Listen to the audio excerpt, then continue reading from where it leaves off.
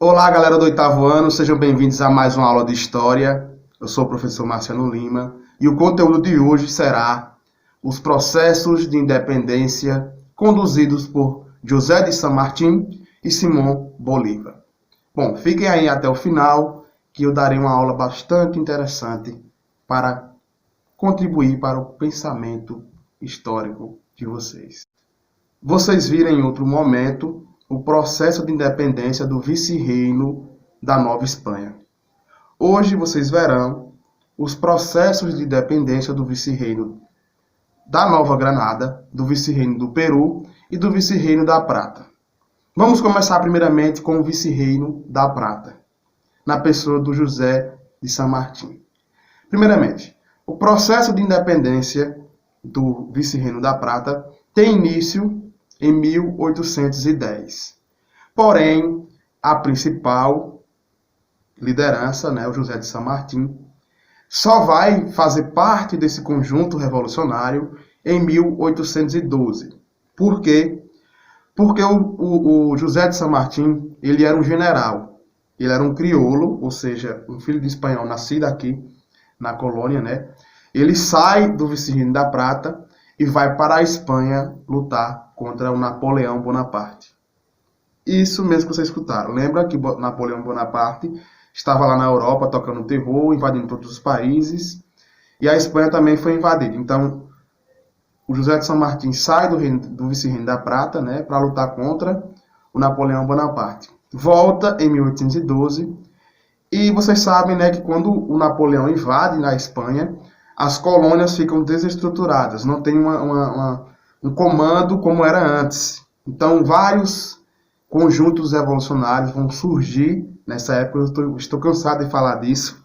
Então, vários conjuntos vão surgir nessa época e vários processos de independência são proclamados aqui na América. O José de San Martín estava à frente das forças revolucionárias. O cara era um general, A galera pegou nas armas e começou o processo de independência. E aí a Espanha continuou, tentando impedir essas proclamações, essas independências, lutando contra as forças coloniais, dos colonos, contra as forças da metrópole. Guerra, vocês sabem, aquele processo de guerra, a galera pegando nas armas. Até que em 1816, as Províncias Unidas do Rio da Prata, que é um rio bastante importante da região, ali onde mais ou menos hoje é a Argentina. Essas províncias vão proclamar a independência. Aí as forças dos colonos, dos crioulos, ganharam força e começaram a expandir, o processo revolucionário até o vice-reino do Peru. Então é nesse contexto que temos aí vários processos de independência, mas não acaba aqui. O processo assim de revolução, da guerra mesmo, teve início onde hoje é a Argentina. Em 1818, esse processo revolucionário vai para o Chile. Em 1820, chega ao Peru, onde hoje é o Peru. Então, foi uma coisa em pouco tempo, um processo de independência em pouco tempo conseguiu aí ajudar vários processos de independência na América. Essas forças eram lideradas pelo general crioulo José de San Martín. O San Martín, apesar de lutar contra as forças da metrópole, ele defendia que o sistema de governo era para ser uma monarquia. É interessante isso, O cara luta contra uma monarquia e quer que aqui na América tenha outra monarquia. Porque praticamente o pensamento da época era esse do pessoal, era monarquia. Era o que estava dando certo, monarquia. Só que o que predominou aqui, depois dos processos da independência, foi o republicanismo. Isso mesmo, o sistema da república. Porque a galera estava com os ideais do iluminismo, do liberalismo. Então, monarquia já não era mais era coisa do passado. O que deveríamos aplicar agora nesse momento deveria ser o sistema da república. Após o processo de independência desses países que estavam se formando, o San Martín encontrou várias dificuldades para governar, porque as as Províncias Unidas do Rio da Prata, né, da Prata, estavam praticamente toda a organização estava nas mãos, né, a administração, na verdade, estavam nas mãos do pessoal de uma cidade chamada Buenos Aires. Vocês conhecem, né, mais ou menos, que cidade é essa? Pronto, a liderança estava praticamente nas mãos dessa galera, dessa elite local de Buenos Aires, e isso fez com que várias outras cidades, né, lutassem contra esse sistema que estava beneficiando apenas a elite local de uma cidade. Aí a primeira província que vai dizer assim, não dá tanto certo para mim, então é melhor ficar de fora. Província não, cidade. Foi a cidade de Montevidéu. Vocês também devem conhecer, né? Capital do Uruguai. Essa cidade também ficou assim, não. Tá na mão dos caras, então é melhor eu também dar meu processo de independência. Então eu não quero mais também fazer parte aí da união das províncias do Rio da Prata. Então é melhor ficar de fora. Então ficou de fora, Montevidéu ficou de fora. E o Brasil, o príncipe, né, o príncipe regente, Dom João VI, vai pegar essa região. E ele adotou essa região onde hoje é o Uruguai de Cisplatina. Isso mesmo, a região onde hoje é o Uruguai já fez parte do Brasil.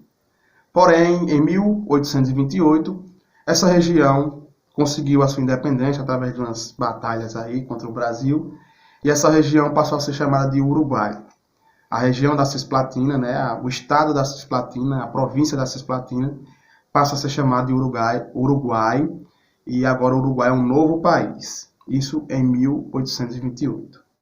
E em 1813, os paraguaios também cansaram, né, da elite local de Buenos Aires estar comandando tudo. E na pessoa de José Gaspar Franquia, eles rompem com as províncias do Rio da Prata e conseguem também seu processo de independência. Após a fragmentação política das Províncias Unidas do Rio da Prata, a galera de Buenos Aires, não, então ninguém quer fazer parte, então vamos criar o nosso próprio território. Esse território ficou conhecido como território da Argentina, ou seja, um novo país. Daí, com o surgimento da Argentina, temos aí um novo processo de guerra. O que é que vai acontecer? É um momento conhecido como caudilismo. O que seria isso? Os crioulos lutando contra crioulos. Isso mesmo. Lembra que eu falei de Buenos Aires e que a galera de Buenos Aires estava praticamente com o poder centralizado em suas mãos, da região. Os caudilhos praticamente eram os crioulos que viviam no interior. Isso mesmo. E essa galera estava reivindicando poderes maiores para eles. E os crioulos de Buenos Aires, né, os comerciantes ricos de Buenos Aires, disseram não, quem vai ficar com o poder somos nós. E aí os caudilhos começam a criar uma força revolucionária também para lutar contra a província de Buenos Aires. Quem sai vencedor nessa história? A província de Buenos Aires. Esse movimento, conhecido como caudilismo, ele vai se expandir para esses países recém-formados, né, da América do Sul. Ele vai se expandir e é nesse momento que os caudilismo, que são a galera que morava no interior, estavam lutando contra a galera, os crioulos, que moravam nas cidades que já eram grandes. Então, o que é que vai acontecer? Os caudilhos vão praticamente impedir a união desses novos países que estavam surgindo. Devido a eles, as forças que eles tiveram para lutar contra o sistema que tentava, né, deixar o poder centralizado na mão de poucas pessoas, que esses países não conseguem se unir. Porque na teoria, você sabe, né, esses países eram para ser unicamente o país, como se fosse o Brasil. O Brasil é um país enorme, né? Pronto, e o que é que vai acontecer? Devido aos caudilhos estar lutando por esse poder, né? O que é que vai acontecer? Algumas cidades vão se centralizar, o poder vai ficar centralizado na mão dessas cidades, e essas cidades vão declarar a independência de uma região, e essa região será um país, na qual seria para ser só unicamente, né, um país. E como os caudilhos surgiram aí lutando contra esse sistema, preferiram ficar cada um no seu quadradinho, cada um com o seu país, que era para ser unicamente um único país. E com os caudilhos foi tudo rachado e surgiram vários países. Peru, Chile, Argentina, Bolívia, Paraguai, Uruguai, isso mesmo. Vários países vão surgir devido aí à política, à estratégia e à vontade dos caudilhos de uma sociedade onde todo mundo tenha poder igual. Assim, onde eles também têm um poder, na verdade. Igual não. Onde eles também era para ter um poder. Se formos levar para a nossa região, seria mais ou menos assim. A galera do Recife eram os comerciantes de Buenos Aires. E nós aqui de Floresta seríamos os caudilhos. A gente estaria lutando por um poder, né, menos centralizado na mão dos recifenses. Não tem nada a ver uma coisa com a outra, mas é para ficar mais fácil o entendimento de vocês. Vamos lá, pessoal, para a leitura. A leitura está na página 23 e 24 e vocês vão responder a questão 22, 23, 24 da parada obrigatória da página 25. É só ler a questão e responder, que estão bem facinhas. É só ler e prestar atenção na minha explicação. Então, essa foi a nossa aula de hoje. Eu espero que vocês tenham gostado e até mais.